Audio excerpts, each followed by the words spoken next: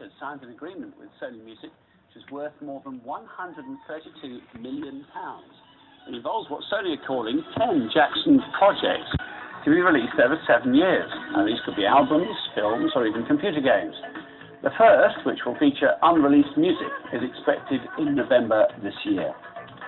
The deal is with Sony's Columbia Epic label. Rob Stringer, the label's chairman, said in a statement, "Michael's always been a treasured member of the Sony music family.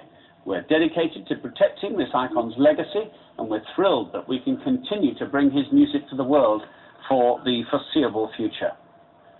Well, here to discuss this are Matt Blank from the Michael Jackson fan site MJWorld.net and Capital FM's Kevin Hughes joining us as well. Matt, you go first. This is just simply an enormous sum of money, isn't it? It is, and totally worth it. I mean, Michael's got one of the best back catalogues any artist has ever made, and someone has to have the rights to obviously keep that legacy alive. Kevin Hughes, do you think the legacy will stay alive, or do you think, as with all things, our memories will fade over time?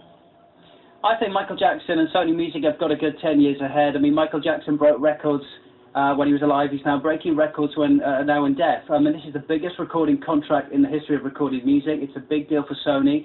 We expect so many releases now for the next 10 years. There could be over 200 recordings in the archives that they could plan to release. The news is today that they plan to put an album out at the end of this year of unreleased recordings, and they have the right as well to do whatever they want, basically for the next 10 years, with the audio from all those projects. So I think there's going to be a healthy demand for Michael Jackson, a man who sold 31 million albums since he died in June last year. TMZ, the website that led the story, with this story, right from the word go, they're saying today, we're told Jackson has enough material left for at least 3 albums of fresh material. A source tells TMZ the royalty rate on foreign sales is the key to the deal. 2/3 of the sales of MJ Records traditionally have been outside the US. 3 new albums, Matt Blank. That is quite an interesting idea, isn't it? The point being that he was so involved, wasn't he? He wasn't just the singer, the lead performer, but he was a producer in his own right. Do you think they'll be any good without him? Well, I think that the individual records probably were produced and a lot of them finished to the full standard, you know, and there obviously will be demos involved with this as well. Michael recorded hundreds over the years, many that weren't included on the albums, and admittedly, if a new album was to be out, you can't really judge it the same as any other Michael Jackson album. As you said, without Michael's involvement firsthand, it is going to be different, but I'm sure it'll be worthwhile. Let's look at another blog who says it doesn't think it's a wise move, and we'll put this to Kevin in a second. It says this: even if Sony have totally overestimated the level of interest in Michael Jackson, and they have, they've completely overpaid. How many exciting new records, they ask here, or money could have been made with just some of the money being pumped into the Jackson family estate. Do you think they've overdone it, Kevin? Well, they've done a very unique and special deal, and obviously Michael's estate benefits nicely here. Michael's family will benefit from this deal.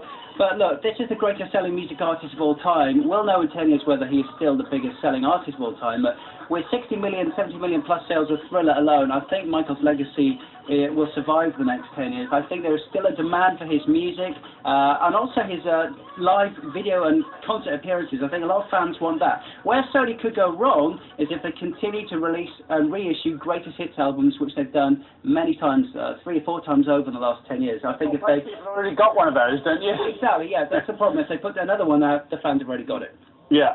A blog on the Wall Street Journal. Let's have a look at this for a second. Great pop music may turn out to be more like fine art, increasing in value over time, it says here. And increasingly, there seems to be a new uses for great songs in video games, samples, remixes, ringtones, jukebox musicals, apps, other ways, I suppose, the songwriter, the original songwriters, may never have envisaged. Matt, though, without that Michael Jackson magic there, to actually make the song really special, do you think they can continue to demand the attention? Oh, I think so. I think Michael, you know, here or not, will always command the attention that his music deserves.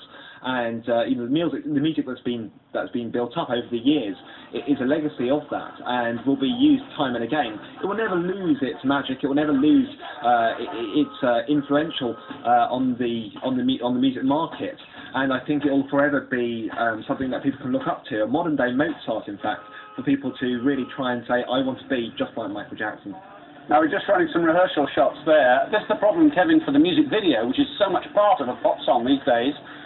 They won't be able to shoot anything new, so it's going to have to be archive footage. That, again, will sort of take the edge off a fresh new song, won't it? Yeah, but what's been interesting for Sony Music is they've discovered a whole new generation has got into Michael Jackson's music. They really want to target the demographic who were born after 1990, 1995, who discovered Michael Jackson for the first time last year. And also it's very interesting that Lady Gaga, the most watched clip on YouTube this week, the phenomenon that is her new telephone video with Beyonce, the whole reason why she wanted to make a 9-minute epic was all based on what Michael Jackson did in 1984. So he's still influencing artists in 2010. I think most modern-day artists also want to see some of that rare footage, like his Bad Tour in '88, which found us still waiting to get released on DVD. Kevin Hughes, Matt Blank, good to talk to you, gents. Thanks very much indeed for being with us tonight. Now, the stories you've been searching for on the Sky News website today, and let's do this.